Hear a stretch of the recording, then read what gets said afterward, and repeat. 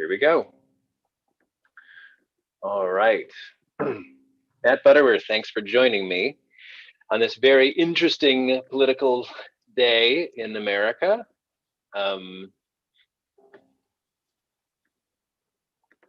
We have an interesting series of things. I kind of want to just get us up to date. I'm going to give a little sort of montage of things that happened today. Today was the day we were supposed to, Congress was supposed to confirm the Electoral College votes, and some people did want to contest it, but really what happened was we had a bunch of protesters outside of Congress that basically invaded and trashed the place a little bit, and sort of stopped that count from happening.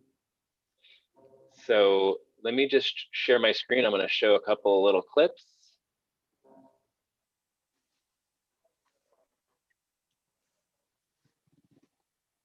And I'm going to start right here. This is what Mitch McConnell said early at the beginning here. Can you hear that? No audio here. No audio? Okay, so that's not working. Hold on. Let me see if I can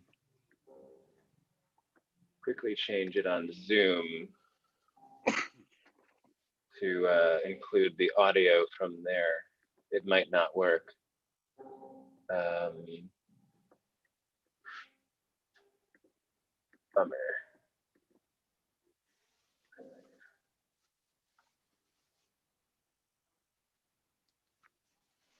All right, let me just switch to that. All right, now let's just try that again. Did you hear anything? Still no. Well, this is a great beginning of my live feed here. I have one more thing to try, which is to that's what I wanted, but because I've got the earbuds in, it's not working.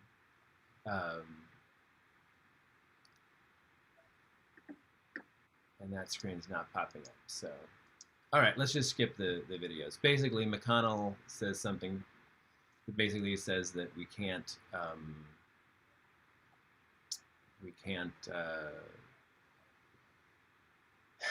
can't do this. He can't basically change the election.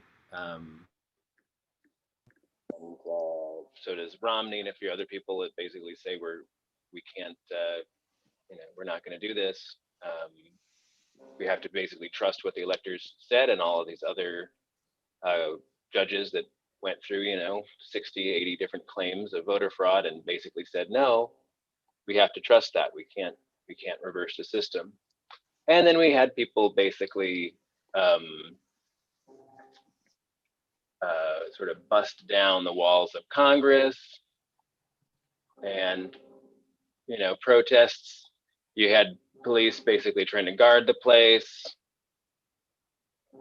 and there was lots of pepper spray, and they kicked him out. And finally, at the end of kicking them out, the Congress is now back at work, and they are voting to certify the election. Yes, they're going through what's normally a formality in our constitutional transfer of power of, counting the votes that each state is given to the new Congress to then, certify the next president of the United States. And most Americans aren't even aware that what's happening right now even happens. Because it is generally just a formality that goes on uneventfully. There actually have been objections the last 20 years, but normally those are one-offs that are then addressed and the vote resumes. So it's not unusual to object to electoral college vote, but this many objections is unusual. Right. How many objections do you remember did we actually get? I know they were talking about 140 Republican congressmen considering not voting yay, but then we had that number kept being whittled down to like a dozen. Well, yeah. Well, you had the House and the Senate. So I think the Senate were the ones that were being more accurately counted. So you probably had about a dozen senators, and in the House you probably had somewhere in the hundred. And when I was watching them do Arizona, there were 100 something nays to it, but enough yays to allow that vote to go through. So even after today's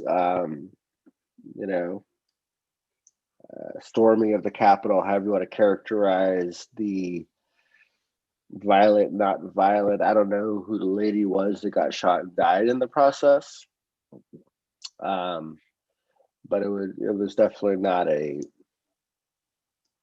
non-violent action. So a lot of politicians and news people are basically kind of being dramatic about this, I guess, sort of showing outrage and disdain, and it is, I mean, it is unusual. They're saying, oh, it's, we haven't had this kind of behavior since the Civil War, and that may be valid at some level, but what do you think we're really dealing with here as far as how close is the country to civil war? How broken is the system really? When essentially we're still certifying this election, and there's just from one other angle, you could just say, hey, there's a bunch of protesters showed up and they were angry because they believe something that most people in the country don't believe, that the election is fraudulent, and they made their voices heard. The way I, my observations of looking at I'm in Los Angeles, so we've experienced the Rodney King. We've been through civil unrest. We've had the Lakers win and have riots. Right? There's the thing that I always characterize when you have civil unrest is you have a group of people that have nothing to lose. Right. So rising up is their only answer. Right. So that's where it's the Democratic cities that are, the looting and the rioting and all this is like, yes, that's true. Right. Because 75% of our 50 largest cities are Democratic run. The largest Republican run city in the United States, which is the 9th largest city in the United States, is San Diego. So Republicans also don't have any statistical, conversational, like actually running a large city.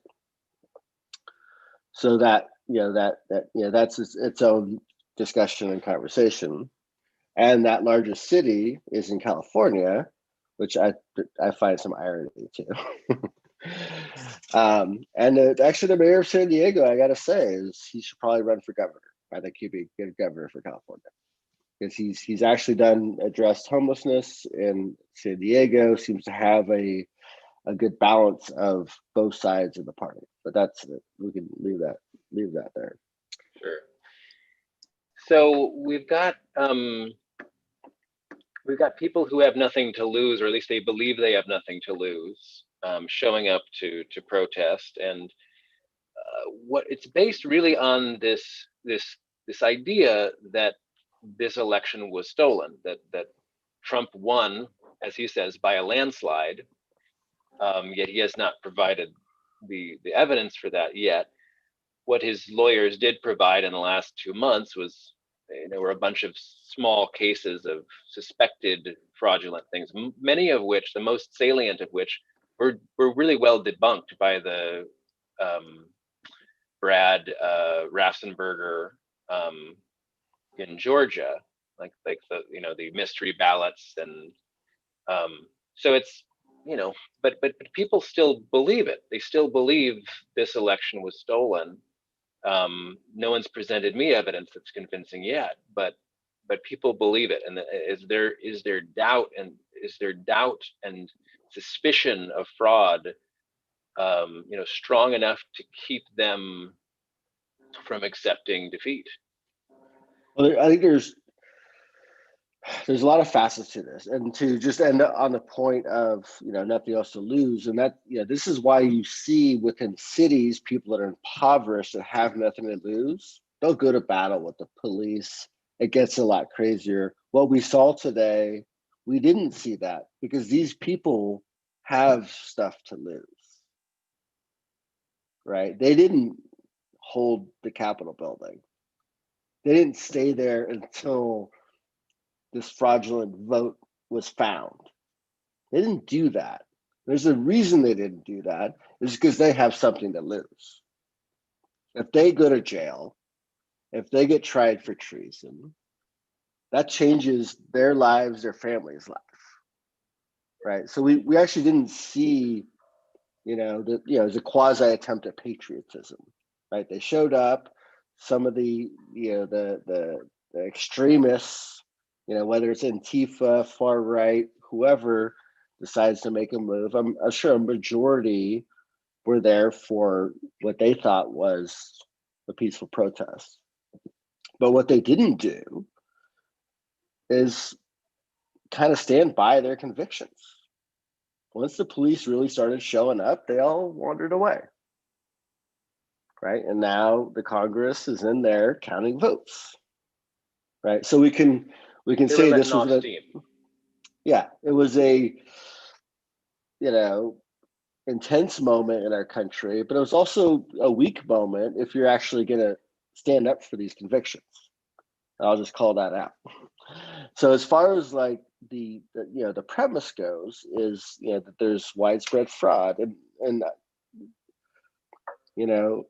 people make the argument, like my Republican friends on Facebook, well, 40% of the country believes that there was fraud in this election. We should do more to look into that. And my response is, well, 40% of our country believe that hydroxychloroquine was a cure for COVID. Right? So the problem isn't that this many people believe it. The problem is more that this many people believe in information that has no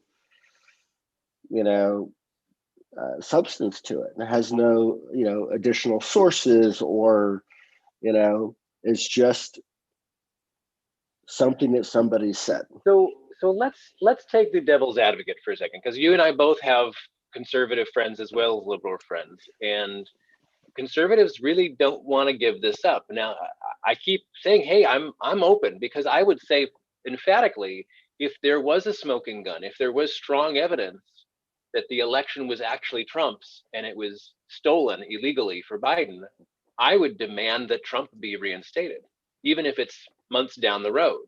So I definitely want the evidence if there is evidence. I just haven't seen it. No one's presented that evidence. What if it were true? Like, what if this were true? What if the election fraud happened? What if how do we then explain the behavior of all the congressmen and other politicians right now? Are they all part of a deep state conspiracy that they're just like, nah, we're just basically showing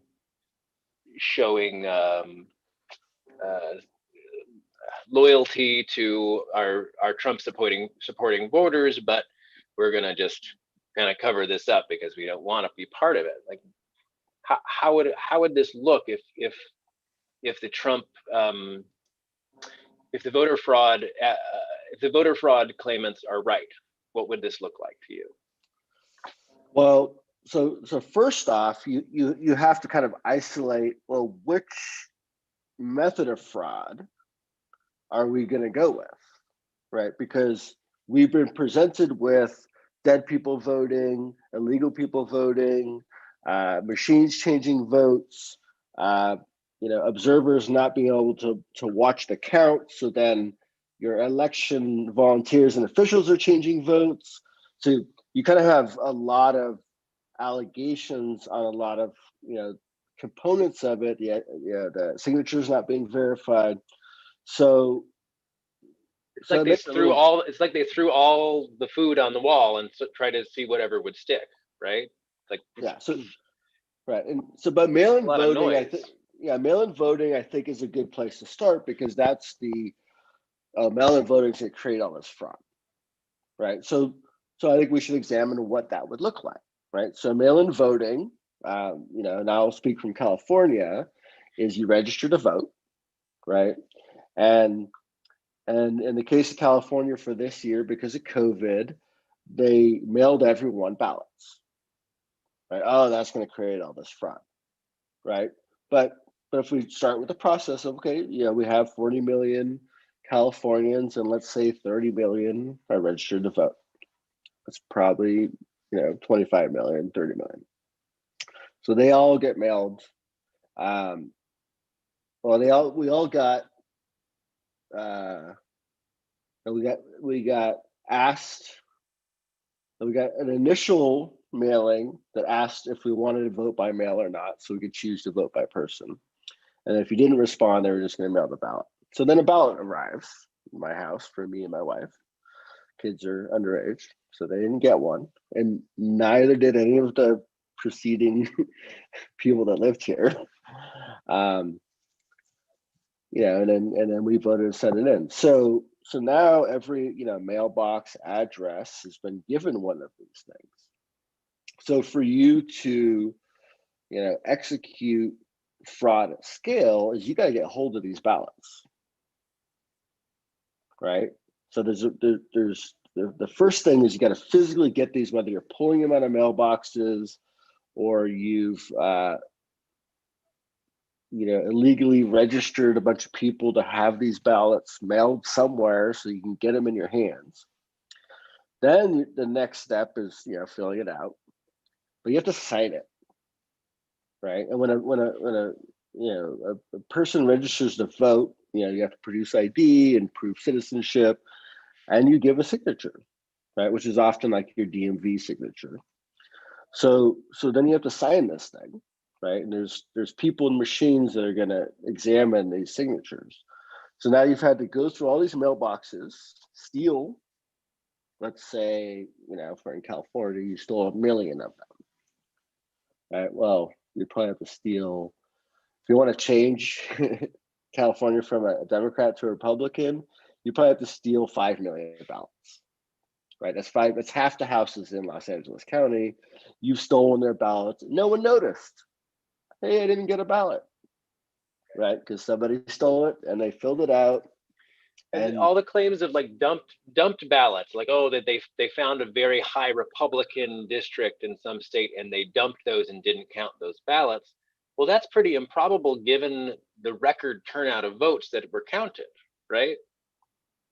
Well, you have that, and you also have states like California where you can just go and see where your ballot is, was it counted, and object if it was. So on the computer. On the computer, yeah. You mean?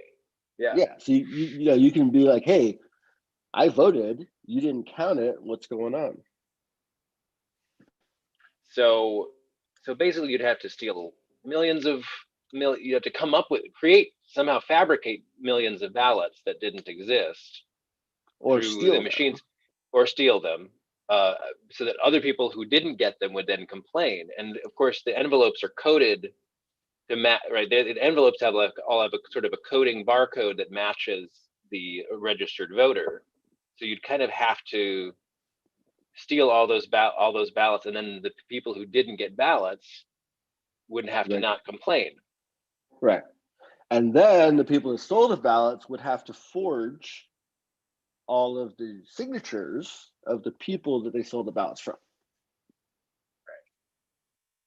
Right. So that so that's where the theory is that somebody could get a hold of some ballots, which is probable, right? And maybe for a small town, right, that has 2,000 people, and you go steal 100 ballots, and you know, fill them out and send them in, and you become the mayor of that town. That's one of the most common examples of voter fraud. Is some small town, mayor, city council person actually doing this. Because yeah, you could go around your neighbors and steal 100 ballots out of mailboxes and fill them out and send them in. You get caught, you go to jail for 10 years. Right. So that's the other consequence to all this is if you get caught, participating in voter fraud, our country is not very nice about that. Right. You're getting anywhere from 5 to 10 years, and no judge, no citizen, no one has any sort of sympathy towards that particular crime in the United States of America. So for this to happen, for this kind of wide scale, massive voter fraud to happen in the country, it would require thousands of people risking their freedom to pull this off in a high coordinated effort in a way that none of them leaks it to the public. And all the leaks that we've had supposedly are people saying someone did something that looked suspicious, or that person said that they were going to do something with the ballots at the post office, and it sounded funny, like that's pretty much what we've heard. And all these people would have to basically be risking years in prison. Yeah, and just to talk about like the post office, I guess the Veritas group, one of the first videos they came out with after the November elections was about a county in Michigan who, the postal employee called in and said, hey, they're telling us, to not postmark these so that someone else is going to postmark them to November 3rd so they can still be counted. And that was one of the first things I looked into, and there was some quick problems with that. And this is the Veritas group that's, kind of on the conspiracy theorists, kind of they're unearthing the truth, but quickly found several problems with this. One is in Michigan, similar to Pennsylvania, the postmark has nothing to do with the ballot, right? The ballot has to be in the election office. Like they don't look at postmarks. 8 p.m. election day, it has to be in there from the post office, from people, whatever the source is, it has to be there. They don't look at the postmark. So that's a fact. That's their law of their state. They can't accept anything after 8 p.m. Right. So the postmark is irrelevant in those states, and that's where the claim was being filed. Right. So and then on top of that, the county that this person was from, the county itself had reported all of their votes at 6 a.m. on November 4th. So they were done. They counted everything. They were done. This is the smaller county in Michigan, and they were done. So any of those ballots that were out there still, that someone was going to fill in the day after the election and try to send it in, is the county had already reported their vote. So again, that was a garbage claim. It's a garbage claim, and I guess that's the problem, right? Is if you have enough garbage claims, you begin to doubt the credibility of the claimant altogether. And the only claim that could conceivably turn the whole election is Dominion. But let me do a little screen share and just go through the Georgia governor's list of claims that he debunked really quick. So by the way, this was fantastic. Yeah. What happened here? Right. So we have a second perfect phone call, as they're joking about it, as Trump's phone call to Adam Raffensperger to ask him to come up with 11,780 votes to swing the election for him in Georgia, even after I think 2 or 3 recounts that all confirmed Biden won. And then he puts out this debunking uh, article. Trump's claim: amid disruption caused by a broken water main at a voting counter in Fulton County, election workers brought a suitcase of trunks of ballots. I watched the video, by the way, that showed that yes, they put these trunks of ballots in a cabinet, and then later on they with tape seal tape over them, and then later on they pulled them out and counted them. So there was, and they have that video posted right here, which you can see. That basically they affixed numbered seals. When Raffensperger found out that they were closing up shop, he ordered them to continue counting through the night. So the workers retrieved the containers and resumed counting ballots. That's a video of it. That's what really frustrating. The president's legal team had an entire tape, Mr. Sterling said. They watched the entire tape. They intentionally misled the state Senate, the voters, and the people of the United States about this by editing the tape. So it's like they're literally fabricating claims that they could have debunked themselves. They chose to look at the evidence differently to argue this is fraud. So then you have this one here where Trump claims that the workers scanned some batches of ballots multiple times. He says here that because the ballots are coded, it doesn't matter how many times you scan them, they'll never count for more than one vote per identity, per ID, Yeah. per code. So they could scan them 100 times and they'd still only be one vote per person. Yeah, because the scanner's going to say, "Oh, I already counted you." Thanks. Right. Right. Then Trump's claim that tens of thousands of ineligible voters cast ballots. The actual number of ballots cast by ineligible voters is minuscule and nowhere near enough to change the outcome of the election. And he goes through which ones they actually were. So these people who weren't registered to vote, he says that is impossible. You can't do it. There cannot be a ballot issued to you. There's no way to tie it back to you. There's nowhere for them to have a name and to correspond back unless they're registered voters. So that number is 0. Trump said the thousands of voters died before the election. Mr. Sterling said that the Secretary of State's office had found only 2 who might fit that description. Trump said that hundreds of people voted using P.O. boxes rather than a residential address. Sterling said that the Secretary of State's office was still investigating, but everyone it examined so far, in fact, used a proper residential address, just one for a multifamily residence or apartment building.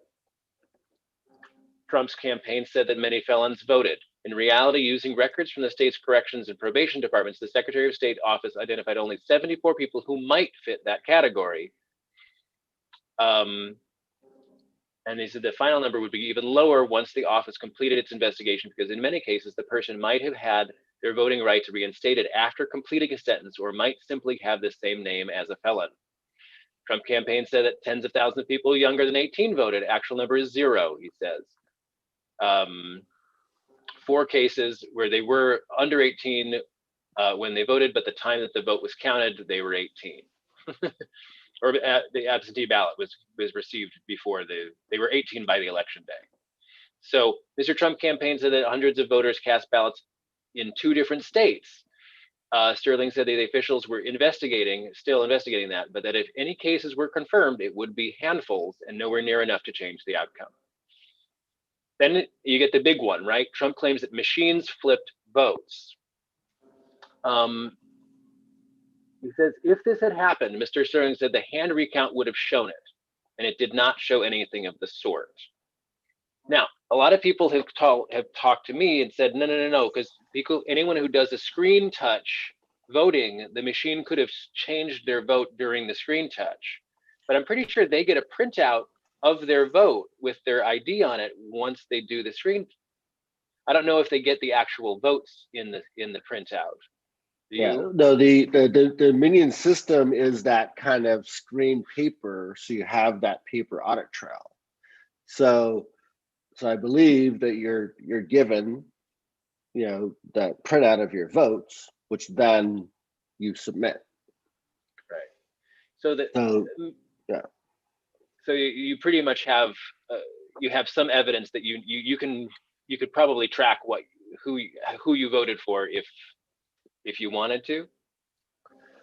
Yeah, you just look at it and be like, is this piece of paper representing what I told the machine? Right. So they did the hand count twice, and it roughly matched to the computer count each time. Right. And we just speak to the algorithm of this alleged fraud. You know, if you saw my post, last night about the Georgia Senate, is Purdue had 700 more votes than Trump did in Georgia in November.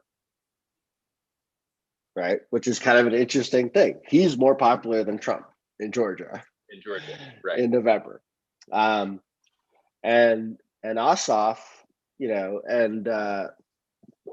but Ossoff had he had 100,000 less than Biden. Right.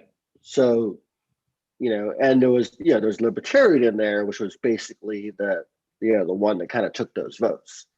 Right. But the algorithm that was stealing votes was doing some weird stuff for Ossoff, right? And not giving him all the Biden vote. So it was taking the alleged Biden, Trump votes were turned to Biden votes, but then for the senator, it voted Libertarian. Right? That's an interesting algorithm. It's an interesting idea.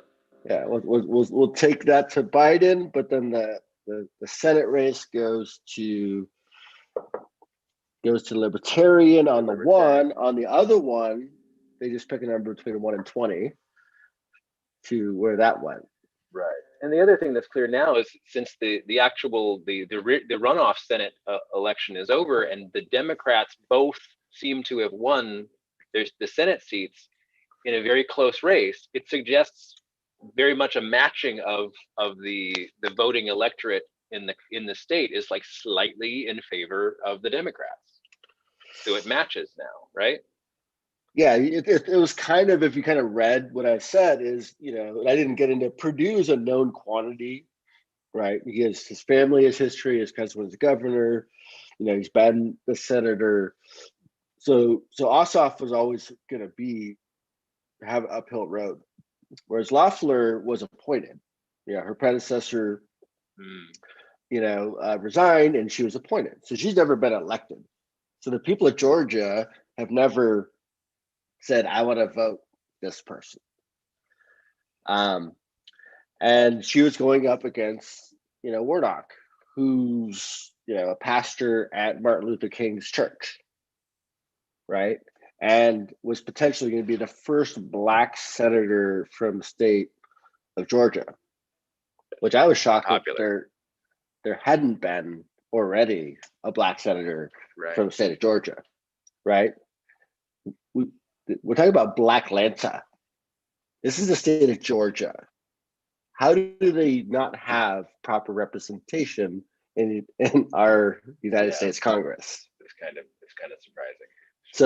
So I learned a lot from this, and Warnock, like, that is really cool stuff for that state, right? For him, and then Ossoff is really kind of a bonus because he's the opposite, right? He's this young buck, sort of, person and personality, and I thought the vote would actually split. I thought Purdue would win and Warnock would win, and the people of Georgia would have Senate representation, right? And the Democrats of Georgia and the Republicans of Georgia would still have control of the U.S. Senate. Of the Senate, but apparently, and this is what people are saying, is that maybe that Trump's voter fraud claims actually tilted the vote, turned more people off against him in this Senate runoff in Georgia.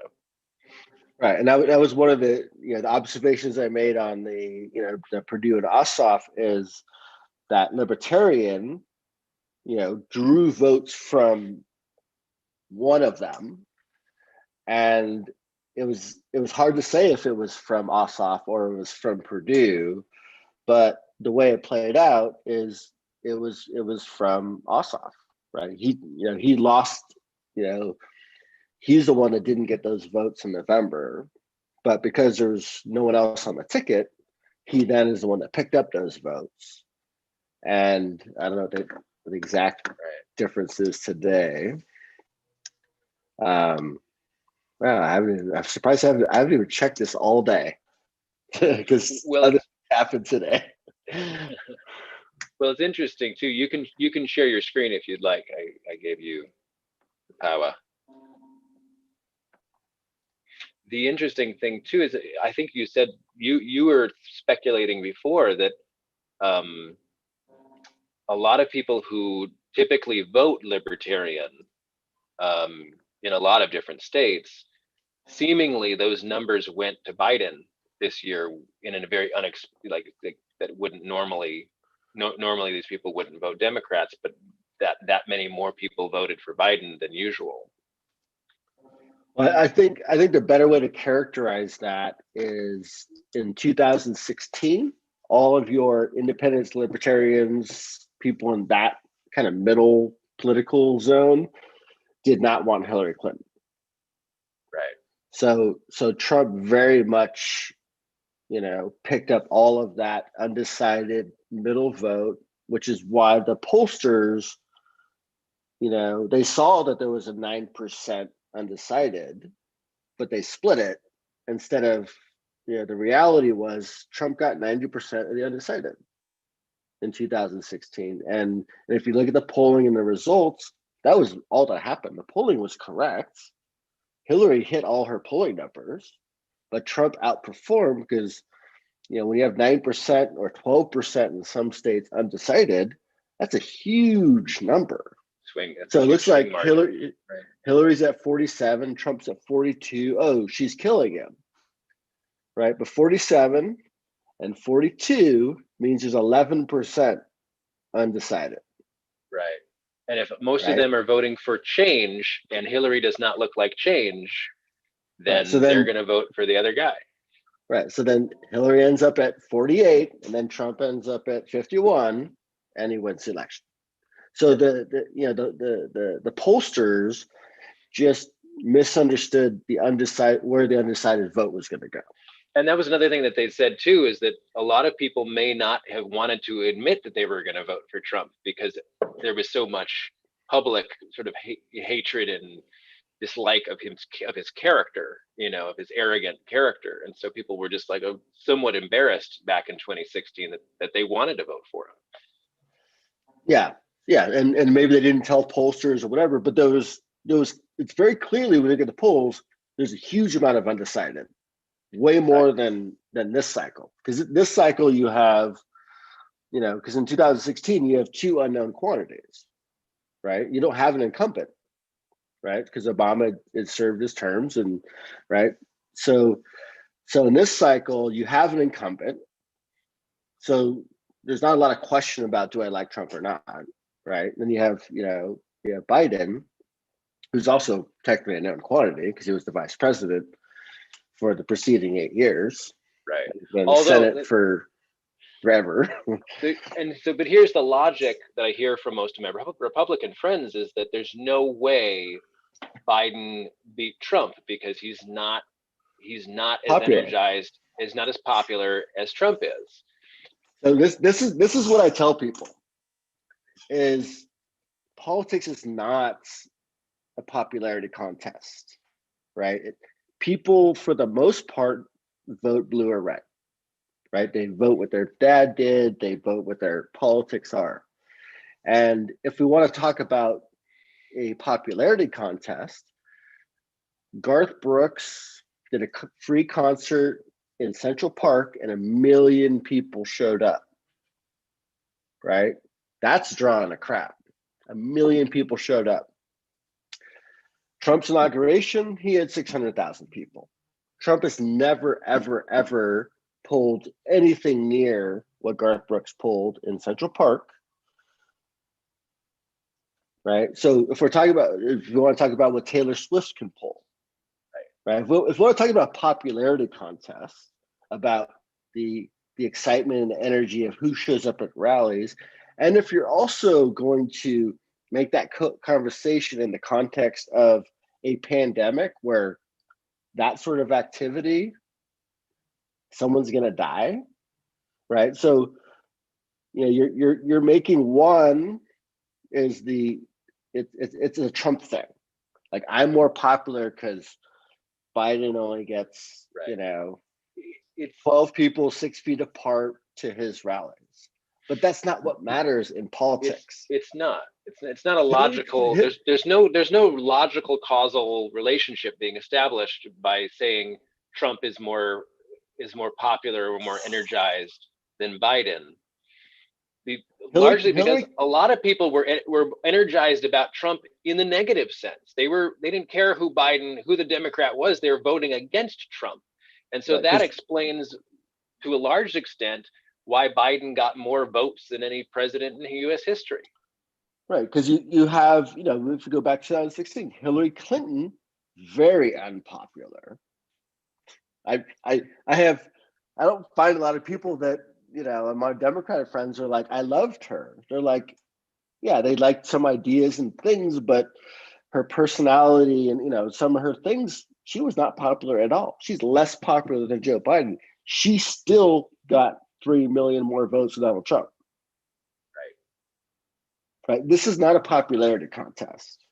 And I've seen people say that, well, how could Biden win if, right? And I addressed that conversation today, and I used the Garth Brooks today.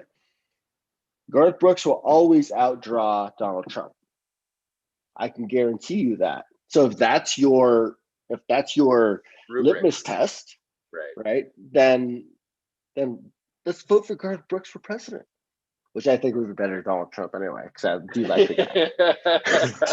but that's where you take, like, this idea of oh, well, he's popular, so he should have won.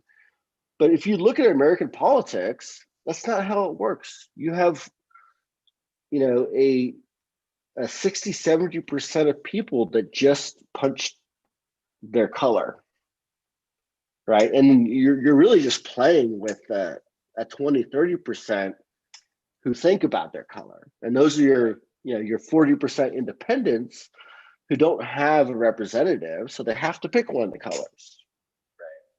Right. I mean, that's how American politics work. And the fact that people keep selling this other idea of how our country works and how the political makeup is, I keep saying, like, you're being told a lie.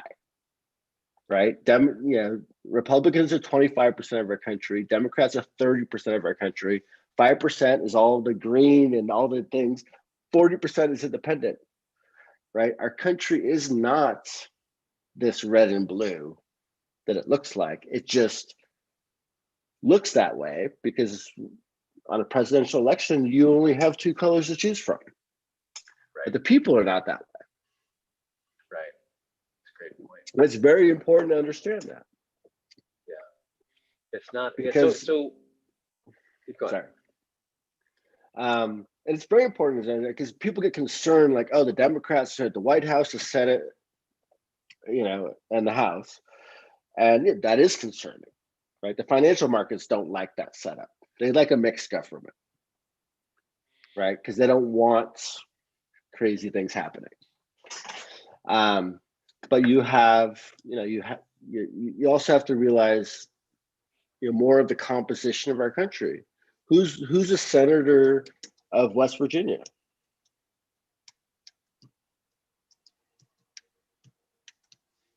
You're asking me? Democrat.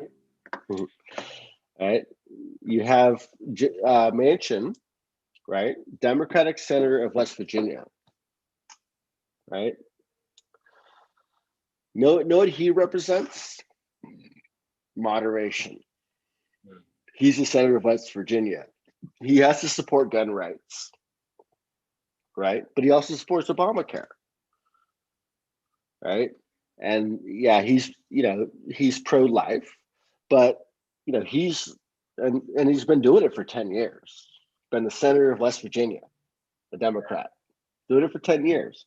So it's, Governor it's Senator. Schwarzenegger was a Republican for California, and he had to shift his gears a little bit just to stay the course in California, because there's so many social liberals in California.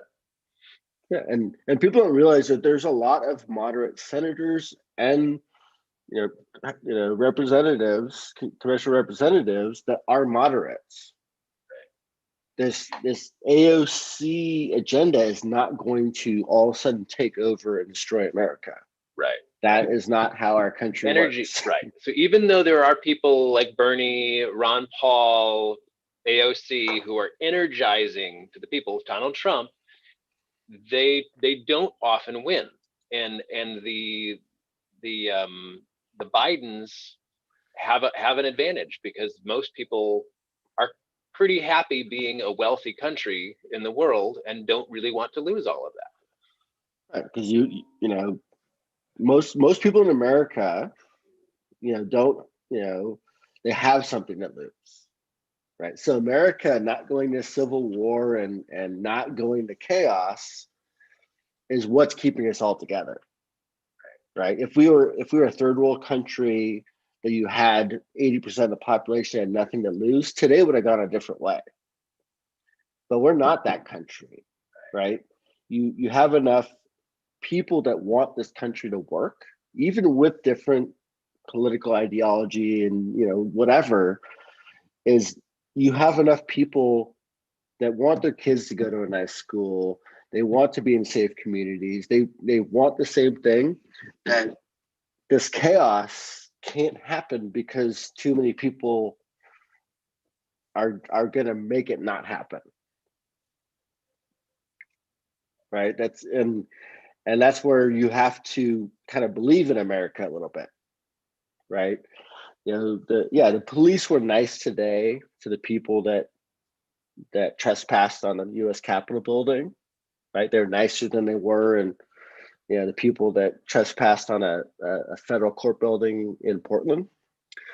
And I will say that, and people will call that out, right? I think what the police did today in the U.S. Senate of just slowly pushing people out is what the police should have done in Portland. Right. So I'm not saying, I wouldn't say that today they should have treated people like people treated Portland. I'm saying the people in Portland should have treated people right how people are treated today. Because they were letting off steam. They were emotionally agitated and trying to say, hey, I'm patriotic, I love Trump, I don't want this coup that I think is happening to take place. And it's like, hey, okay, we hear you.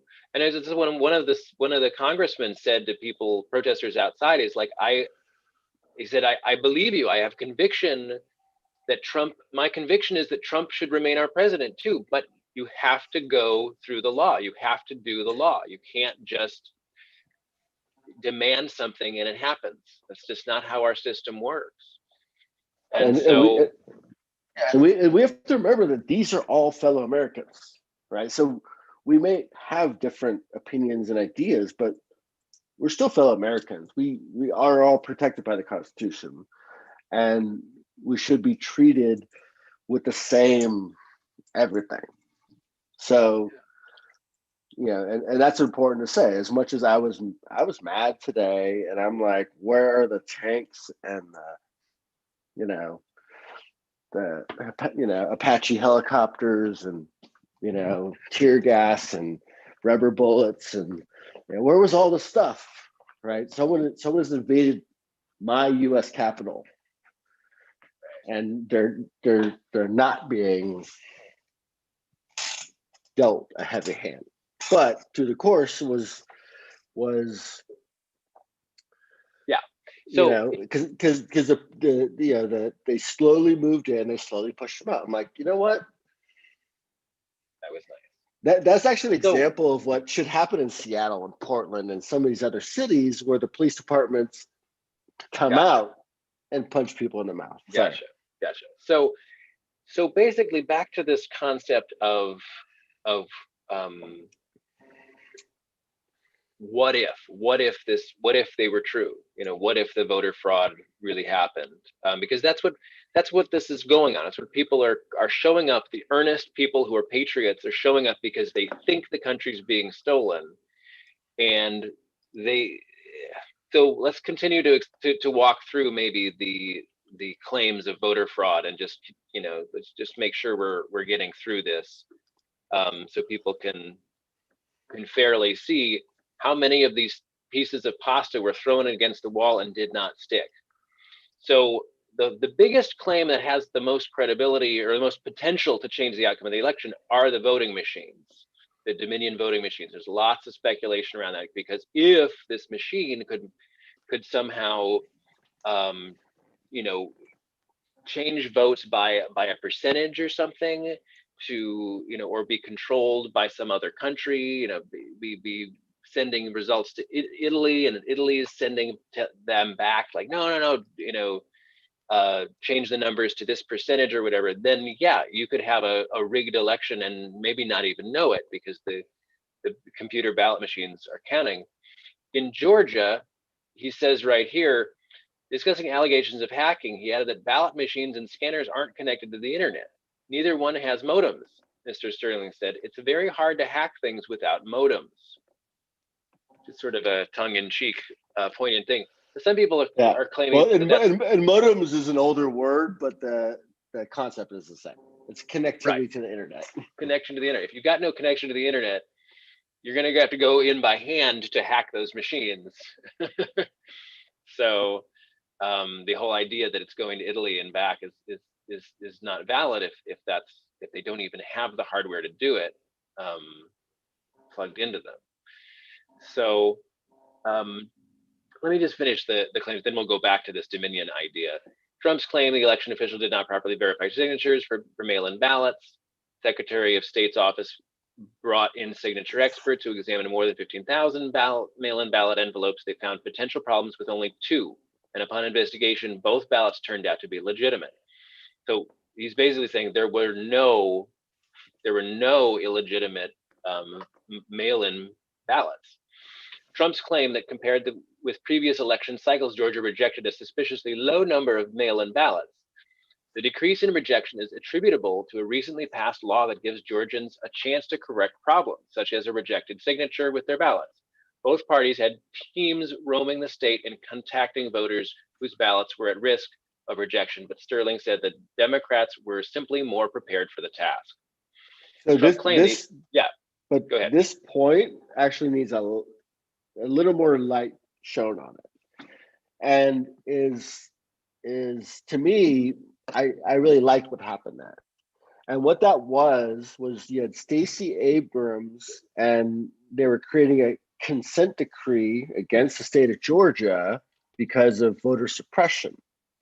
And one of the things they negotiated, right, because the state of Georgia would just throw out a ballot if they thought it was invalid. If the signature didn't quite match, if the signature didn't look quite the same. Or the guy in the room just thought it shouldn't be counted. There was no accountability to it. Okay. Right. So they were forced this year, and this was one of Stacey Abrams doing, through a lawsuit, to say no. If there is an issue with the ballot, an American, a legal, legitimate voter needs to be given an opportunity to make their ballot right, so their vote counts. And that's actually a very important thing when it comes to the South and voter suppression and all that stuff, is the fact that happened, and the fact that that's actually being objected to should make people's skin crawl. Yeah, if you're going to be a true American that believes in the Constitution, that should make your skin crawl. Now, Americans are given an opportunity to make their vote right, and that's a problem. So, but again, this may just be Trump's team of lawyers throwing spaghetti at the wall and hoping something sticks. So we don't need to call racism on him again. It's just another bullshit claim. It's not racism. It's voter suppression, right? That's been undone. There's less voter suppression happening now in Georgia. Right. And so Stacey Abrams just needs a call out there, because I'm like, yeah, I believe every American that's legally allowed to vote should get the opportunity to vote. Yeah. And if there was a technical problem with their envelope or signature, they should have the 3 days to make it right, or whatever the Yeah. time is for each state. Exactly. That's fair Totally. to me. Totally. So Go ahead. the next Trump claim is that the election officials shredded ballots. Sterling's explanation: there is no shredding of ballots going on. That's not real. It's not happening. Workers shredded secrecy envelopes, the blank envelopes that protect the privacy of a voter's absentee ballot and go inside an outer envelope. It's the outer envelope that voters have to sign, and the election officials have kept those outer envelopes as required by law. The secrecy envelopes, however, have no evidentiary value, said Sterling, because by definition, they have no identifying information on them. So another claim tossed out. But it's an interesting nuance to how each state has its own election process. Is Georgia has this anonymous election thing, right? So you sign the outer ballot, and then your actual vote is inside, which is anonymous. So once the two things are separated, never can you reconnect it to check that what you voted for was what you voted for. Right. But this is mandated in their constitution of that state. I don't think it's a great idea, because if there was a problem, you can never put the two back together, right? You can see the envelopes have had valid signatures, then there's all these votes, right? And you kind of have this, like, but they created their own problem of secrecy, right? And I'm just gonna guess the secrecy is probably predicated in some, like, fixing the vote thing, just from the history of the South. Fixing it for conservatives, Because, with perhaps Democrats back in the old South 100 years ago. right, you're a Southern Democrat. So it's kind of interesting to learn about how each state has their own nuance and things. Right. And Trump was objecting to why can't we do a signature recount? It's like, well, they verify the signatures twice, right? When you register to vote and when they receive it. But once those things are separated, it's impossible to do that. Yeah. Yet he kept asking for it. It's like, you just can't do that. There's nothing to be done, and you can't, unless you get agreement to do a complete re-election. There's no way to double check that everyone voted for who they thought they were voted for, because the ballots don't have their signature on them. Yeah, and so the state would have to change the rules of their elections for that to change in the future. But the past, you can't change that. Yeah. Right. But in social media and that sphere of why isn't Georgia doing this, it's so disingenuous, because it's whether he himself knows, but his advisors know how this state works and how these laws work. I figured it out. Right. So it's really disingenuous to kind of go after them. Yeah. To keep running these stuff that's just not going to stick. It's not going to stick, and you're just throwing it up in the wind anyway. So Trump's claim, for people in other states, it sounds like, oh, this is a problem. Right. Because they're not being given the whole story. So in other words, we're talking about the Trump team doing an orgy of evidence to get attention, to basically get attention and keep our attention on it, and to convince a bunch of people who are decent Americans that the election was stolen. Just because you've got so many different claims that are overwhelming to the brain, that to understand the detail of them would take you a lot of time and effort to actually do the research to figure out, is that claim even viable? Is there any way that claim could change the outcome of the election? Could the confluence of all of these claims change the outcome of the election? And no one's doing the research, right? I mean, most people aren't doing that amount of research to come up with it. The ones that do find that the only way this outcome of this election could have been changed is through the Dominion machines, and that still there's no smoking gun to prove it. Right, and I'll use an example that happened just today. A buddy of mine who's he's probably more libertarian, independent minded, but he's becoming more kind of skeptical and probably a little in the conspiracy side of things, and it was on my post, and kind of having issues with the election. I just asked him, well, let me know what your objections are, because I've seen a lot of information, and I'm equally as interested as I think all Americans should be that we do have fair and honest elections, right? Yeah. Like I'm an independent, so my side didn't win, right? So I don't have a dog in the fight. I don't like Trump, so I was happy that Biden won. But me and my family would have survived Trump for another 4 years anyway. But I don't think it was good for our country, so I'm glad it went this way. So he kind of posted all the list of things. I was like, let's start with one thing. So he posted, there's more voter registrations than people in some of these counties, right? This many counties, there's 1.7 million more voter registrations in some of these counties than there are people, or eligible voting population. Which there's probably some truth to it, but at its face, you say, okay, so you have 1.7 million, which still isn't a 7 million difference.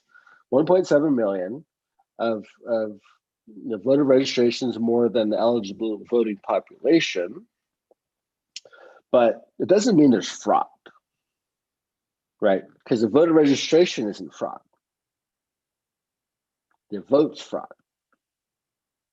Right. So this discrepancy in voter registrations is circumstantial, right? It's that something doesn't make sense here. So I looked at this article, looked at Michigan, just picked one of the states in question, grabbed the first county it mentioned that 105% voter registrations against the population, and just started looking around. And it wasn't actually a really good answer to why there's more people registered to vote than there are adult population. So then it's like, okay, that's an issue. So then as I'm digging through, the state of Michigan does automatically register people to vote when they apply for update their driver's license or state ID. But so Michigan actually has a much higher voter registration rate than other states if they're making it a part of the process.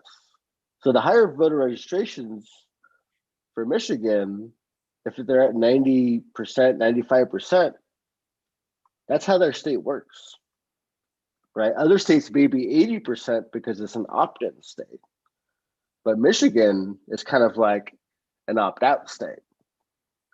So if someone gives you the story of, they have unusually high registrations rates, like, no, they kind of built it into their process. So Michigan being 90%, California being 80% is normal. So I just started digging into it, didn't come up with a clear answer, but ended up with, they had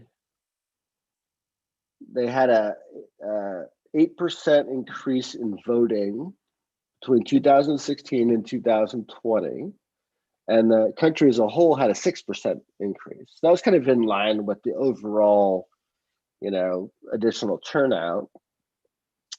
And Trump got more votes, in 2020 than 2016. So the ratios, the statistics still kind of worked, even though I couldn't find out why that in 2016 they had the same discrepancy on their adult population to voter registration as they had in 2020. So this wasn't a new problem. So this county is not reporting their adults correctly or their population correctly or something correctly. But whatever they had in 2016, which Trump won that county, in 2020, where Biden won that county, It's the same problem. This is not a new problem. This is not a voting machine. This is not, Got it. so I don't know. Okay. So let's finish up this list, and then I want to ask you about your document. So Trump claimed that employees of Dominion voting systems moved the inner parts of voting machines and replaced them with other parts. He says no one is changing parts or pieces out of Dominion machines. It's not real. I don't even know what that means. Trump claims officials improperly counted pristine ballots, meaning ballots that were folded, indicating they had arrived in an envelope. Pristine ballots aren't unusual, Mr. Sterling said. For instance, many military and overseas voters receive electronic ballots that they print out, complete, and mail back. But these printed ballots aren't the right size for the scanners, so election workers have a standard process for transferring the votes to scannable ballots. A ballot that gets damaged and can't be scanned may be transferred in the same way. That seems like a place where some fraud could happen because human beings are reprocessing the ballots, but that would be an obvious place to look for any kind of fraud happening. And I suspect that they have a system, as everything I've done with election stuff has been very systematized, so that human error or tampering would be quickly spotted and reported by other election people. So I don't know about that. Yeah, because you're requiring the participation of fellow Americans who believe in our country, our Constitution, like all the principles. And this is where maybe I get a little heated on is we have hundreds of thousands of Americans, right, that are doing all this work, all these recounts, all these things. I feel like there's almost a sense that these aren't Americans, right? These are like factory workers in India that we're putting to our tasks. No, these are fellow Americans that are counting and recounting these votes, right? That have, Americans next to them that may have a different political ideology, right? And we're going to, and this is where when I get back to the Constitution, we talk about due process, is our election system is not being given due process, right? We need to presume our election system is innocent until proven guilty. And what's happening is it's being proven guilty in the court of public opinion, right? But not the court of law. Because the same statements that are being made on Twitter and in Trump emails I get every day and all these things, they're not what's being said in the courtroom. These 236 affidavits from the state of Michigan, which a friend repeated to me, I'm like, I don't care about these affidavits. Take them to a courthouse in Michigan. Right? Why isn't Giuliani standing in front of a judge with these 236 affidavits and saying, Your Honor, we have a problem with our election. Here is my evidence. There's a reason he's not doing that. Because they know it's a show. And what they showed, and what it's so funny, they got all these affidavits, which means a sworn testimony by someone who would be a witness, right? And then when they actually did have, like, I think was it in Georgia or in Michigan, where they actually did show up in court with that blonde woman who was a bit rough around the edges with her speech. I think that might have been Arizona, but it could be another one. Yeah, maybe it was the Arizona one. You know what I mean? Like she was very she was very bold with her statements, but not specific, and she didn't have any actual evidence. And it's like, if that was their lead, if that was their best attempt in Arizona, you can imagine what the rest of the stuff is. It's all garbage, because that's what it consistently continues to turn out to be, is garbage claims. And when somebody keeps crying wolf, eventually you stop listening. And here's one more example from the Georgia debunking here. He says here that Trump's claim that Mr. Raffensperger is compromised because he has a brother who works for a Chinese technology company. Wait, and look how just loose that is too. This is the conspiracy stuff that's so loose. It's not even works for Dominion. He's compromised because this brother works for a Chinese technology company, which could be any of thousands of companies, right? Yeah. Could work in the U.S. and be just connected to China. So it's just Chinese owned. Okay. Mr. Trump was echoing a conspiracy theory about an unrelated man who happens to be named Ron Raffensperger. Explanation: Mr. Raffensperger does not have a brother named Ron. So this is the quality of evidence, of complaints, of conspiracy theories that are being thrown like spaghetti at the wall to see if something sticks, and none of it has stuck. None of it. And you know, and I've run the gamut. Like I gave you that example of like there are some questionable voter registration numbers out there, right? But that doesn't mean there's fraud, right? That means you have to ask other questions. But at the same time, someone will make the same post about, you know, the brother, and that's clearly a false piece of information. But the information is coming from the same source.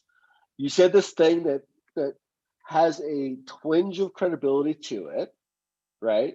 Because there's something suspect, and you said something that was blatantly, provably, obviously false.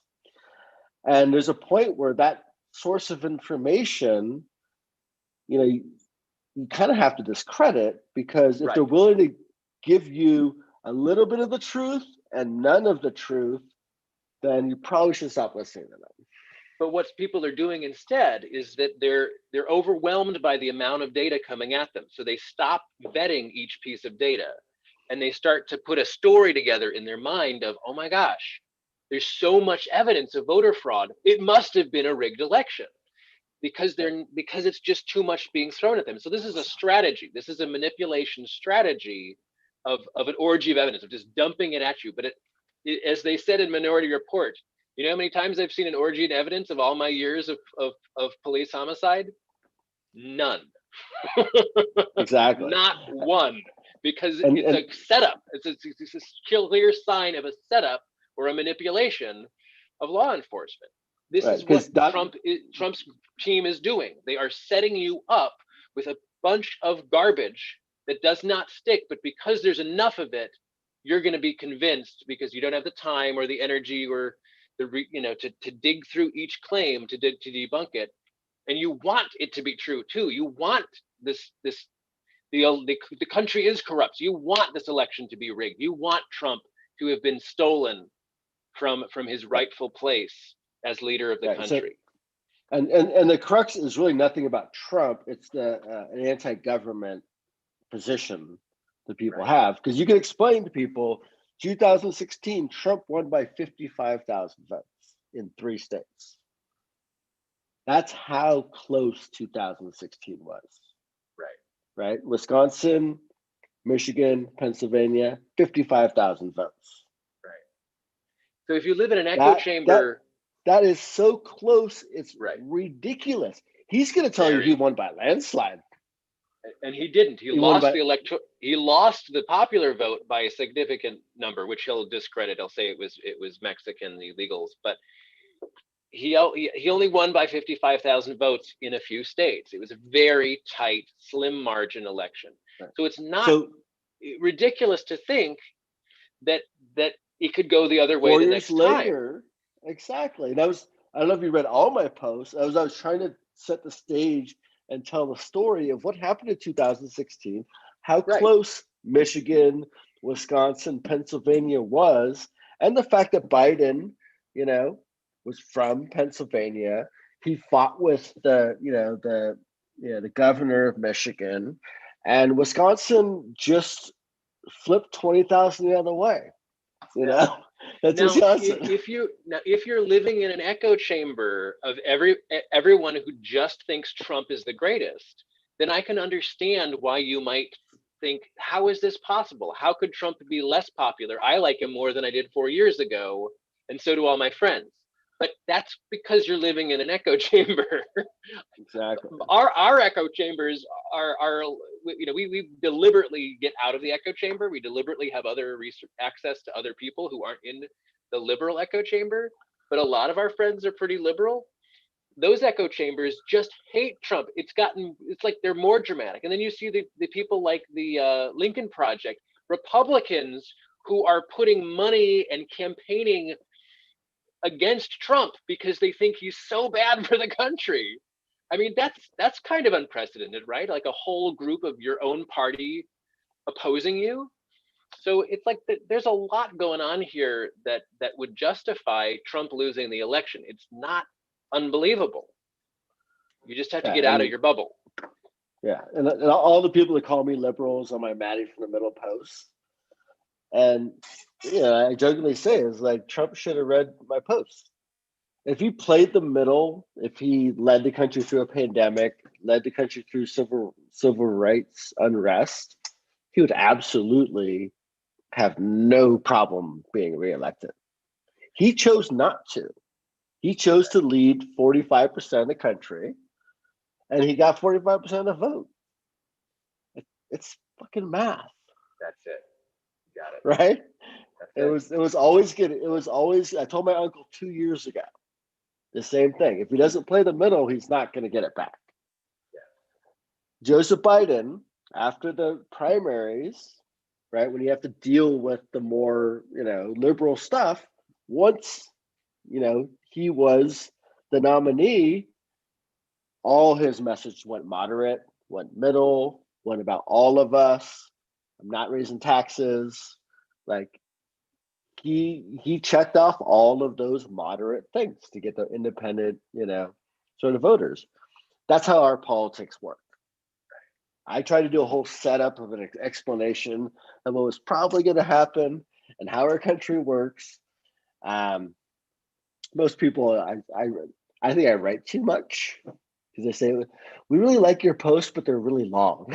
Yeah, but sometimes I like them. They're not too long. They have to be that long to explain civilly and in a respectful way what's likely going on here, because it's not simple. It's not that simple of but Trump's popular and Biden's not. It's just not that simple. Now you shared something with me from the Heritage Foundation, a sampling of recent election fraud cases from across the United States. Do you want to look at that? Pull it up, because the White House, if you search further, they directly reference it. This is the source of Trump's voter fraud, right? Because they suggest that voter fraud could be a thing, right? That it could be unchecked. But what they the Heritage Foundation is a conservative think tank. Yeah. Okay. And if you read this, I think the little sentence here is that they kind of suggest that this voter fraud is something that's very concerning that can change the results of our country. Okay. Let's see. I think they actually changed that. So now we're looking at the actual information that they've come up with. Right. And this is over the course of, I forget how many years or how many billions of votes. But this is what voter fraud looks like. Right. And if you dig into each one of these, you'll find a local mayor, you'll find these little situations where people try to mess with a vote. And some of these you can click through and you can see the example. Look, the vast majority of them were prosecuted. 1,300 proven instances of voter fraud, 1,100 convictions. That's probably a higher conviction rate of any crime. Right. And this is another example of how intolerant our country is on voter fraud. So these allegations don't even like the Heritage Foundation is probably like, well, we said that there's theories of voter fraud, or there's circumstantial situations where voter fraud could happen, but these are the actual numbers. And I forget what time frame we're talking about, but that's the course of billions of votes. So your math on the 1,100 instances against billions of votes, right, is the math gets crazy. But yeah, you can go to each state and you can see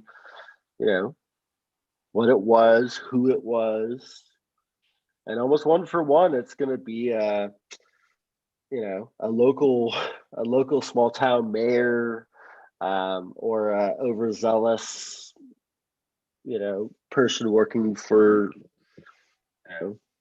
a party.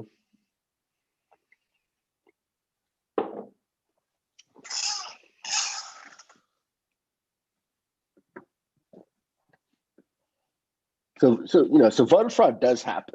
So right. So this is why you can't say it doesn't happen. Well, but but none of it is wide. Statistically, it's statistically irrelevant numbers. Right. Exactly. So that's why I shared that, because there's a White House version. He pleaded guilty and was sentenced to 10 years probation with a fine of $6,750. This is somebody had a disagreement with a Madison County Sheriff candidate in Clayton Low and thought he would get back to the man by helping his opponent win in 2012. Shafiq fraudulently submitted voter registration cards and, in the face of accusations, coerced a couple, Benny and Margaret Pierce, to sign affidavits. Upon investigation, his ruse was discovered and was charged with 2 counts of perjury, 3 counts of tampering with evidence, and 2 counts of voter identification fraud. So that's two extra votes, basically. It's 2 votes that he turned, and had to pay $6,000 and was in criminal probation for 10 years. Oops. Open the White House link I just sent you on the chat, because this is their this is the White House's, and it's good to read the, if you have that there, that the little paragraph there. Read this paragraph right here. Yeah, this is what's driving Trump and the Republicans, is literally this one paragraph, though the numbers don't support it, but the paragraph is where the philosophy is, and this is really about voter suppression. But so the United States has a long and unfortunate history of election fraud. The Heritage Foundation is providing a list of election fraud cases from across the country, broken down by state, where individuals were either convicted of vote fraud or where a judge overturned the results of an election. This is not an exhaustive list, but simply a sampling that demonstrates the many different ways in which fraud is committed. Preventing, deterring, and prosecuting such fraud is essential to protecting the integrity of our voting process. 1,000 proven instances of voter fraud, 938 criminal convictions, 43 civil. So this is an older version of that data, and if we go at the top, I think this is like 2018. Does it give us a date? No. Yeah. So, but this is kind of that first paragraph. The United States has a history of voter fraud. Right. It's kind of what's driving this whole narrative, even though none of the numbers come near to supporting that claim to being even remotely statable, right? Has a long and unfortunate history of voter fraud. So it's essentially rhetoric. It's right. It's a false statement, because the numbers, we see the numbers. This is the voter fraud, and they say it's a sampling. So, okay, why aren't you giving us all the numbers? So in lieu of that, I'm going to take their sampling as all the numbers. Right. Right. That's my take, because you're like, oh, this is just a sampling. It's like, well, and if you're not going to give us the numbers, I'll take your sampling as the numbers, because otherwise you're just playing a game, and I'm not interested. So the Heritage Foundation, in your opinion, is basically concocting doubt on the electoral system without a real case. They've they've got evidence of voter fraud, but most of it's prosecuted. Very little of it is changing more than a few votes. Yeah, And it's right. You start to ask the question: is why is the convicted felon in jail in the state of New Hampshire can vote for the president of the United States, but the felon in Florida who's released from jail, completed their probation, but hasn't paid all their jail fees, can't vote for the president of the United States, right? So this isn't about election fraud, and it's never been about election fraud, right? It's about the shrinking Republican votes, and this is where gerrymandering, like all of these, the voter ID, and you get into voter ID. Guess what demographics have less of a chance of having an ID, right? It's so going to be why do you think minorities. why do you think the Republican vote is shrinking? Because the thing about progressives is things are moving and changing. The thing about conservatives is they want everything to stay to change.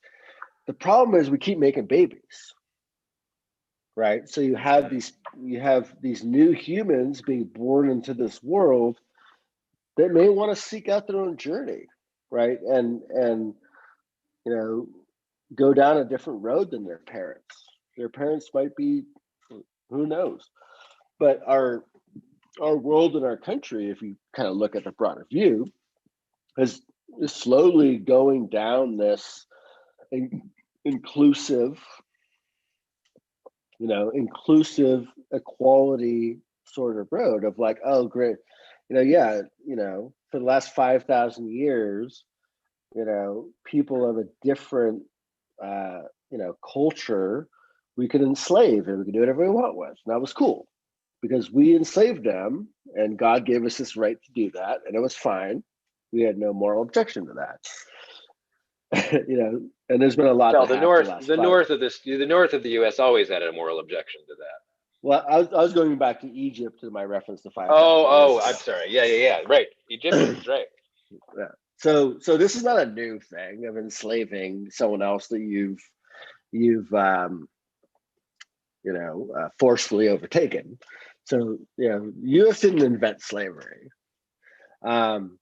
Definitely, the cotton farmers used it as a labor source, right? And all that was capitalism gone bad, because would they have enslaved people if cotton just picked itself?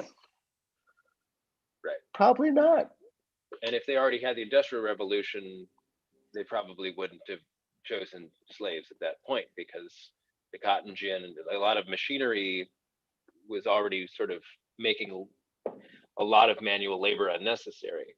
But the cotton gin actually increased the slave trade because you needed people to work it. But by the late process cotton faster, yeah. Right, but that was early 1800s. By the end of the Civil War, we were beginning to have such great technology. You didn't need that many people anymore. So it was almost like, did you really need all that increase of slaves to keep your economy going? You didn't, But anyway, that's a total tangent.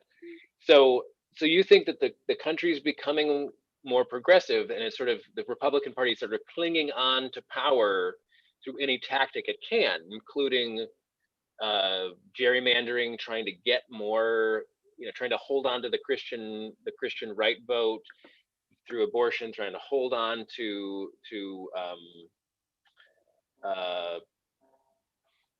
basically groups of people that are pretty, that are just against the liberal agenda, and we're playing the nationalistic, xenophobic kind of small government card, even though the current administration isn't doing a good job of the small government stuff. But yeah,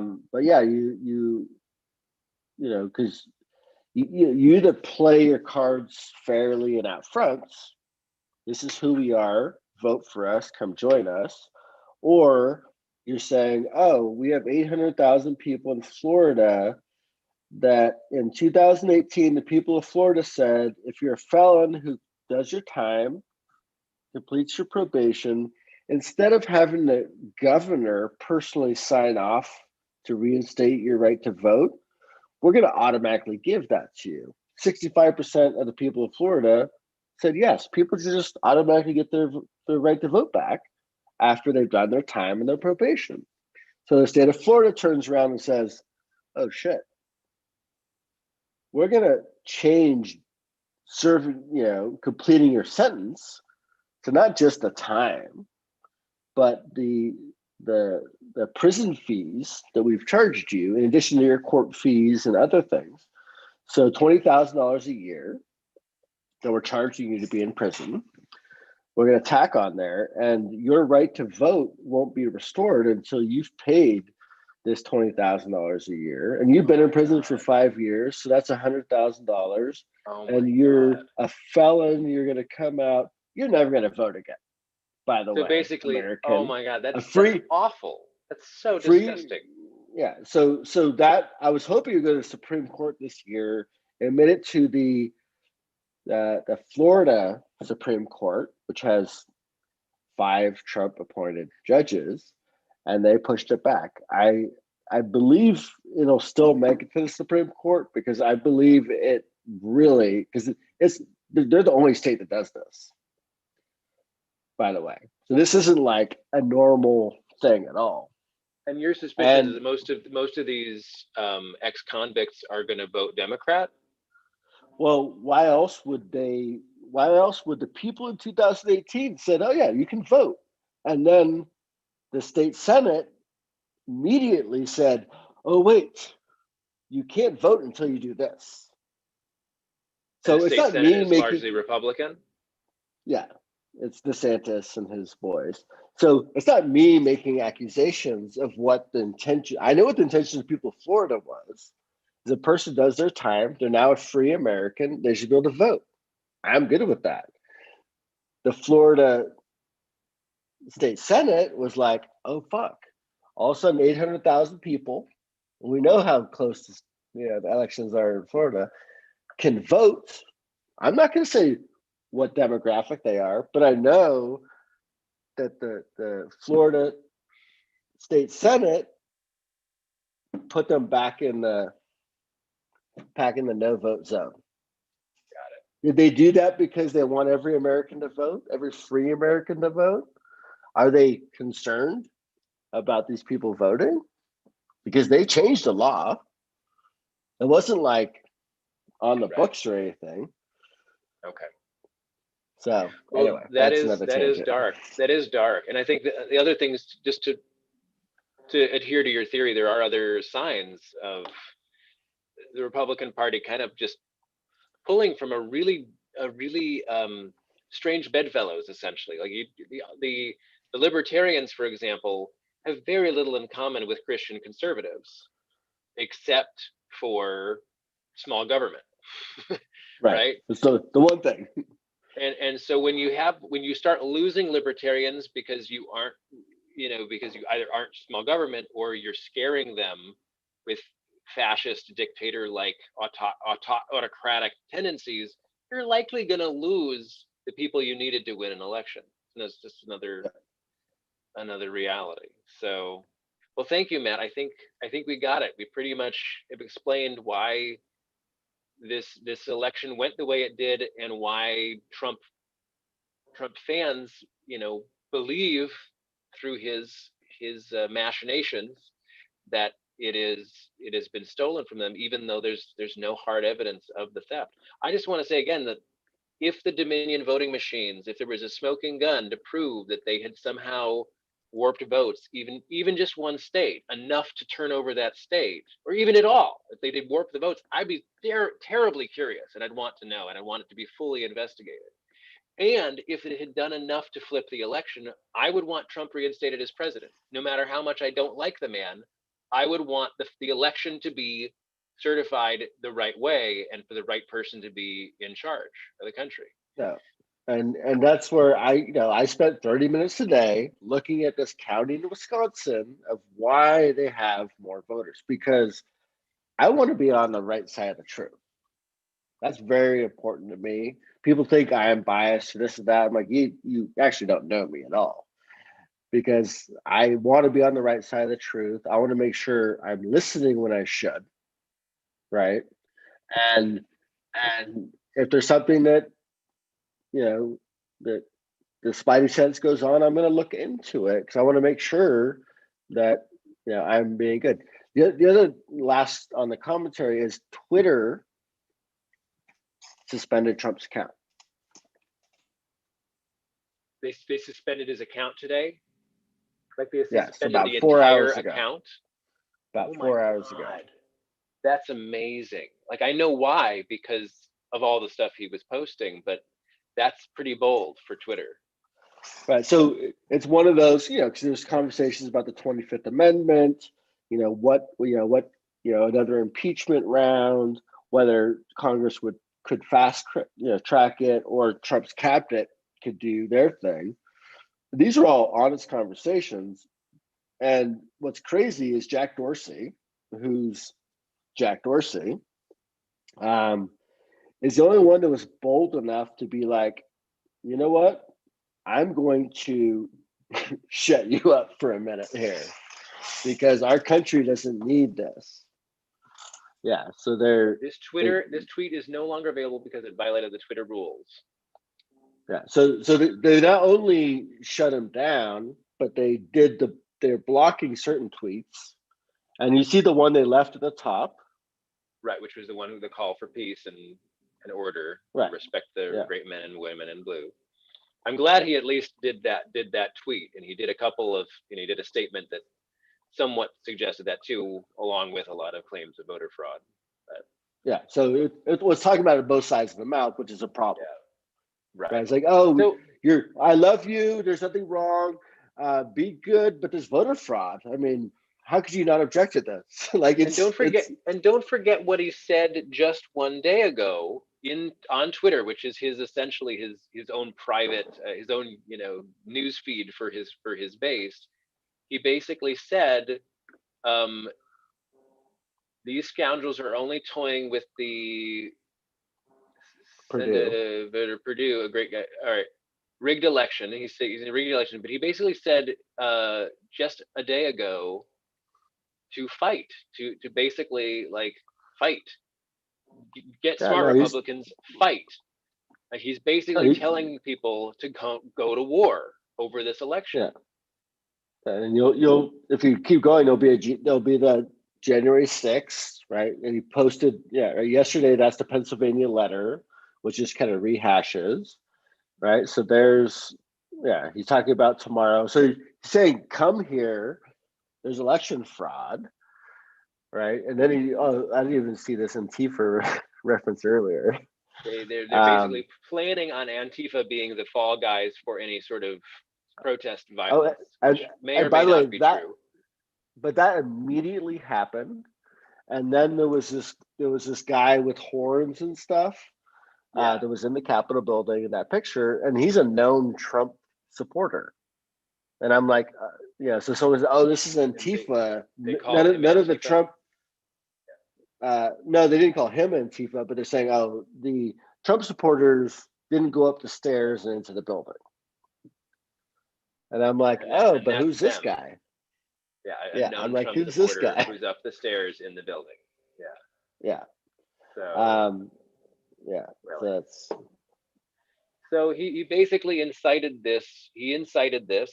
Well, he did it in Trump style. Both sides of his mouth is he didn't incite it, but he said, "Come to DC. I'll see you on January 6th. I have more election fraud details to share with you." And then you saw the Pennsylvania letter. Oh, here it is. And it's all the same stuff that Pennsylvania's been going after for the last 2 months. If you read that Pennsylvania letter, nothing new. It's absolutely nothing new. It's all the same stuff. And he's still fundraising. And I think people should be talking about that more. Is he's Save America Fund, right? I got the emails today. And he's lining his pockets with innocent Americans' money that they should keep for their families or do something else with. I don't give it to him. He's supposed to have $10 billion. Why is he asking for money? Right. Because we haven't seen his tax returns, so we don't know how much he's actually worth. There's also that fact. Right. Defend America Fund. Here it is. Let me just show a quick clip of this. Here's Trump Pence classified. Andrew, today will be a historic day in our nation's history. Congress will either certify or object to the election results. Every single patriot from across the country must step out right now if you're going to successfully defend the integrity of this election. President Trump is calling on you to bolster our official Defend America Fund. And of course, it's this.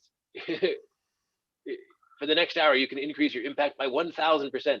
How is that? Or 10? I'm going to get someone else is going to donate 10 times as much money as I am based on my contribution. That's what they're saying. Yeah. And anyway, and where's all that money going? A slush fund. I think 60% of it is up to his discretion on how to use it. So you got to ask the question: what is this about? Other than that, I mean, at a certain point, you just have to admit this guy lies all the time, and his sources are not credible. He cries wolf, and there's never a conviction on his cries. He said Hillary was guilty. She's not been locked up. He said Obama was not a U.S. citizen. We can talk right. about that. That was before he ever ran, he was basically the birther guy. So the Central Park Five. Central Park Five. He did to those 5 kids. He puts out that's not great. He pays for a huge ad and he puts out a reward for, was it the capture or conviction of these 5 guys who turn out to be innocent of the crime? It's basically kids, and they're kids. They're not guys. They're kids. He also put out a tweet about Kamala Harris's birth certificate, like an old dog whistle from all over again. It's like, I'm sorry, just because she's not white, you want to call her out again. You want to call another person out for not being eligible to be running for office. The beautiful thing about a person like Donald Trump is he can't help himself. Right. So some of these behaviors that in certain moments he should constrain and withhold and hide, right? Because he'll be exposed for people that are paying attention. He's incapable of doing that. He's proven that this year specifically through the civil rights, the pandemic, today. Right. What he said today was, out of both sides of his mouth, I love you guys, be peaceful, the election's fraudulent, right? So what does that do to the person that's fighting for the heart of America? Did he give us a hint that what we're doing is okay? Right? He didn't stand there and say, you need to go home. You're on the wrong side of history here today. We're going to come get you in 30 minutes if you're still there. Get the fuck out of here. Right. That's what I would say if I was the president and that was my Capitol building. I'd be fair. I'd give him 30 minutes. But I'd be very clear about the consequences of what happens after that 30 minutes. So here's my question is, does Trump believe his own BS? And obviously it's hard to prove that, but read his book, The Art of the Deal. He's doing his thing. He's slinging the Trump name. He's playing into popularity. Like he's just doing Trump. Like there's a simplicity to it as well. People think he's so sophisticated in articulating all of these moving parts, but there's a simplicity to what he does. He's like, oh, you're giving me attention? Well, what do you want me to tell you? I'm going to tell you that. Like it's the he's being controlled by conservative media because conservative media is kind of saying, well, what are the talking points that the conservatives want to hear? And you can see OAN says this, Trump says this. Fox News says this, Trump says this. You can almost connect the things together. I told you I was with my mother-in-law. We were watching the Fox on a Sunday night, so you get into the crazy guys, right? And then Trump the next day tweeted everything that we watched. I was like, oh, guess what, mother-in-law? Guess who was watching TV with us? Donald Trump. Because every show that we watch together, she always wants my feedback on the conservative view, is Donald Trump watched and tweeted about, and it was crazy conspiracy shit. And we all want to believe that he's the president. He must have access to the highest level of information in the country, but a lot of what he's consuming as his data is the tabloids. It's the middling news pundits. There's two truths that he has to live with. Is the United States of America voted more for Hillary than him, and then the United States of America voted more for Biden than him. Those are two truths that are never going to change, that he's going to have to live with, whether he ends up in jail or we go after our royalty and all the people. People don't realize that most countries don't go after their royalty, right? So with Clintons and Bushes and whether they did things that were criminal or illegal, there's like we don't want to scuff our reputation with our royalty. The English have done it. Every country has done it in the history of the world. I don't know if Trump's going to survive it because he hasn't done the decorum card, right? And respecting royalty is a part of decorum. So he may not be a part of that little decorum. In other words, he may go to jail. He may be prosecuted after he's out of office for some. Yeah, I mean, if things present themselves, if Deutsche Bank gives information, if the taxes provide information, if Donald Jr. has been doing things, it's impossible to know. Yeah. I personally feel if he is guilty of crimes, that it would be a good thing, not just for this country, but for the world, if he actually went to jail for them, because it would state once again that no one is above the law. And we kind of need that statement, given how lawless he has been and sort of advocated this populism and popularity, mob mentality, tribalism, all these things that he's pushed for are pushing against the idea of rule by law, and it would be a great statement. Yeah, no, I think it needs to be the right charge. Like doing a white collar tax charge, right? I think would just be more problematic. But if there's one of two emails that was found, the first one is the email to the Ukrainian president that says, "We will give you this money if you investigate the Bidens," right? Because if that email existed, he would have gotten impeached last year, right? So number one, because that's the smoking gun, is all that need to happen is the conversation and the money being connected, and he would have been impeached. That was how close he was to impeachment, and people don't realize that. They just couldn't prove the quid pro quo, that there was an expectation that the money comes from the investigation. But if there's a phone call or an email that connects the two, he would have been impeached. Number two email is, let's say yesterday, to Proud Boys founder, "I want you to storm the Capitol." What? Let's say, this is all hypothetical, if there was a conversation, communication that someone on his team, even if it's Steve Bannon or one of these guys, was like, "Hey, let's push this thing," but it was orchestrated from his side.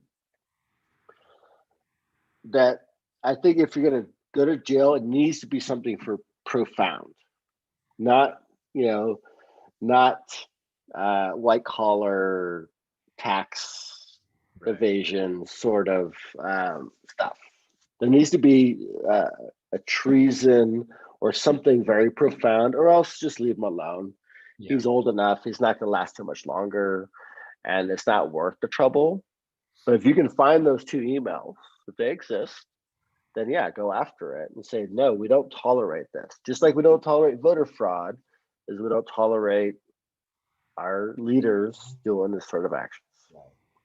All right, I'm going to close up on just showing a couple of quick videos that sort of establish what the principle was of the day.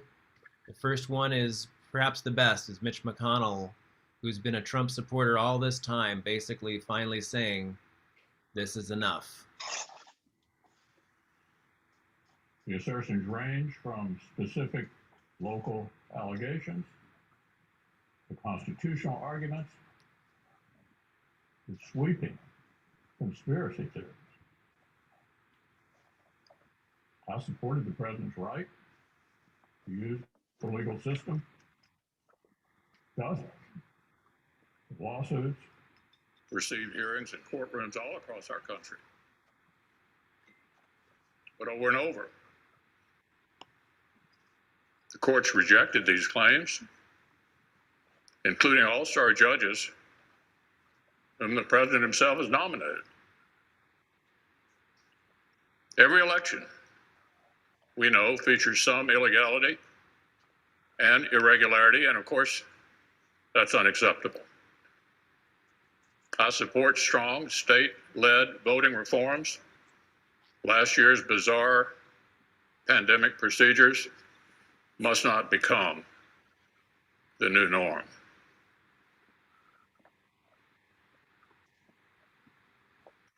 Now together, due to a selfish man's injured pride and the outrage of supporters who he has deliberately misinformed for the past 2 months and stirred to action this very morning.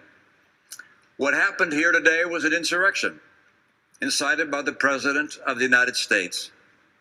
Those who choose to continue to support his dangerous gambit by objecting to the results of a legitimate democratic election will forever be seen as being complicit in an unprecedented attack against our democracy. Fairly or not, they'll be remembered for their role in this shameful episode in American history. And then I've got Mr. Thune. Mr. Tillis. Mr. Toomey. This is not going to be close.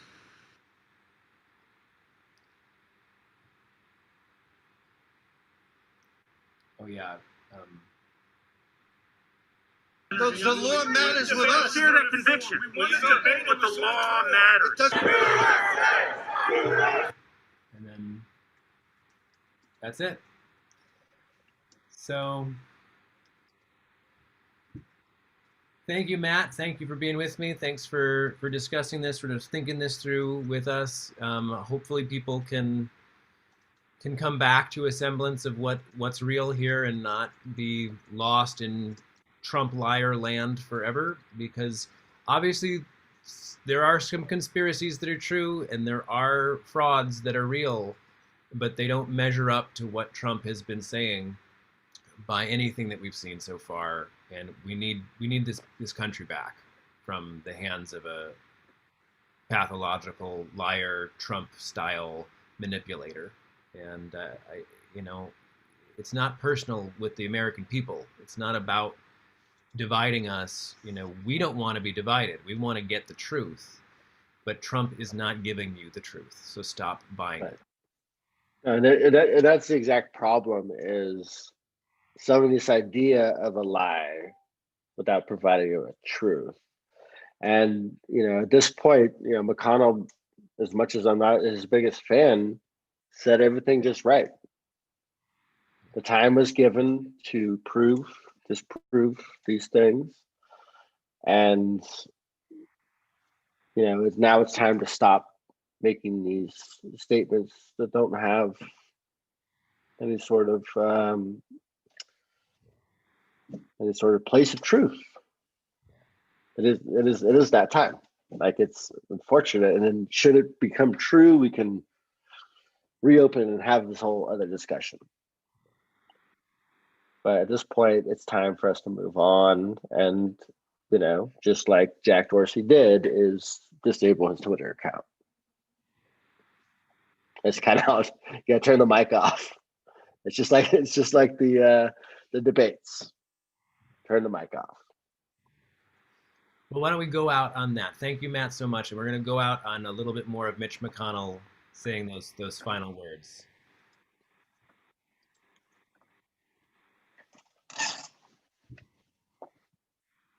But my colleagues, nothing before us proves illegality anywhere near the massive scale that would have tipped the entire election. Nor can public doubt alone justify a radical break when the doubt itself was incited without any evidence. The Constitution gives us here in Congress a limited role. We cannot simply declare ourselves a national board of elections on steroids.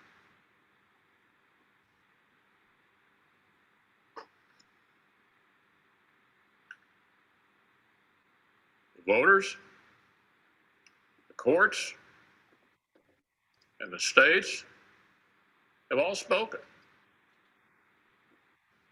They've all spoken.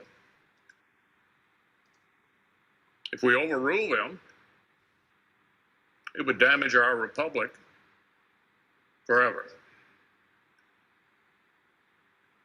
That's it.